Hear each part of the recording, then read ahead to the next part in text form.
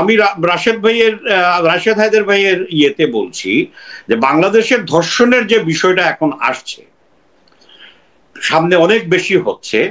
আপনি একটা জিনিস দেখেন, দর্শন হওয়ার সাথে সাথেই আমরা আওয়ামী লীগ বিএনপি বানায় দেই, দর্শক বানাই না। আমার তো দরকার ধর্ষককে খোঁজা। আমি চলে যাই আওয়ামী লীগ বিএনপির কোন সংবিধানে লেখা আছে যে ধর্ষণ করলে আমার খুব বড় নেতা হয়ে যাবে বা আমি একে সাপোর্ট করি? তো আমি কেন আওয়ামী লীগ? আপনি যে কোনো জায়গার যে কোনো লোক হোক, আপনি একজন মৃত মানুষকে জানাজা নিয়ে আওয়ামী লীগ বিএনপি ইয়ে করেন, হোয়াট ইজ দিস? সামাজিক বন্ধন নষ্ট হয়ে যাচ্ছে, সামাজিক অনুশাসন নষ্ট হয়ে যাচ্ছে। আপনি ঘর থেকে বেরোলে আপনার যে আগে যে সমাজ ব্যবস্থা ছিল, সেই সমাজ ব্যবস্থায় আপনি আপনার মুরব্বীকে মানতেন, আপনার স্কুলের বড় ভাইকে মানতেন, কলেজের বড় ভাই পাড়ায় দাঁড়ায় থাকলে আমরা বলতাম ওইদিকে যাব না, আমরা ওইদিকে চলে যাই।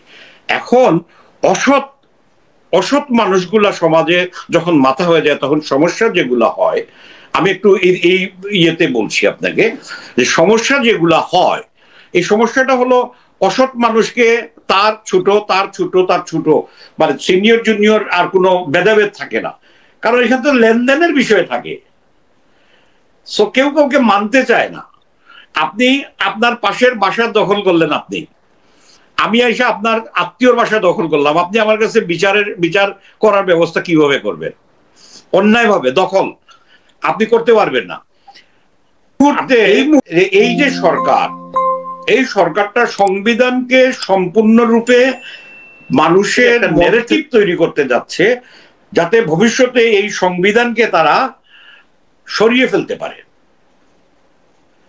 এখন আপনি বলবেন যে সংবিধানকে কিভাবে সরাবে? আপনি দেখেন আপনার সংবিধানের একটা 35 নাম্বার যে অনুচ্ছেদটা আছে, সেখানে 35-এর 5-এ স্পষ্ট বলা আছে অপরাধী হলেও তাকে আপনি অপমান করতে পারবেন না, তাকে আপনি লাঞ্ছিত করতে পারবেন না, তাকে আইন তার ব্যাপারে সিদ্ধান্ত নেবে।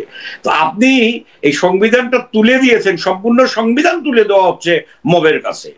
35-এর 5-এ আপনার যে কথাটা বলা হয়েছে সেটা আমরা মানছি না। এই না মানাটা সরকার কেন করছে? প্রেশার গ্রুপকে বলে কি, মবকে বলে প্রেশার গ্রুপ। আরে বেটা, তাইলে প্রস্রাবকে কি তুই জমজমের পানি বলে খেয়ে ফেলবি?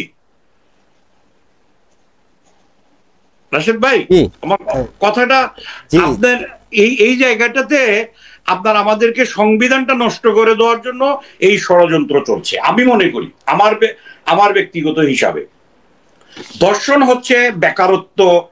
আপনার ধর্ষণটা মানুষের ধর্ষণ এক ধরনের অপরাধ। আপনি ধর্ষণকে রাজনৈতিক ইয়েতে নেবেন না। রাজনৈতিক আইনের ব্যর্থতার কারণে ধর্ষণ বৃদ্ধি পায়।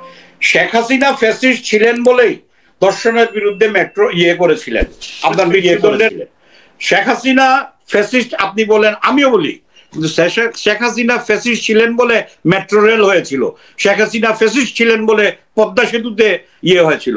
শেখ হাসিনা ওই মতো ইউনুসের মতো ম্যান করে বিদেশিদের কথা শুনে আপনার নিজেকে ভাওতাবাজির শান্তির পুরস্কার নিয়ে শান্তির নোবেল হয়ে আপনার বাংলাদেশের উন্নয়ন হবে না।